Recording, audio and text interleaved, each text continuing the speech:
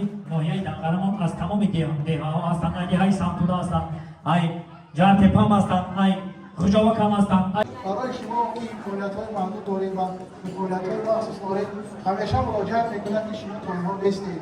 یعنی سایه‌بان شما، رهبر شما، پدر هر کدام شما امروز پرزیدنت مملکت از گزارش وحدت ملی محترم امامعلی رحمان هستم. بعد از خرمشهری شهر دنقره نوروزی رفته ایستاده است. نابیناها، معیوب‌ها در این شهرک دنقره اساسیاسیون بلاگران تاجیک با دستگیری با دیگر چندین برادرها همین بزم نوروزی را مخصوص در شهرک دنقره سوگند برای بسیاران با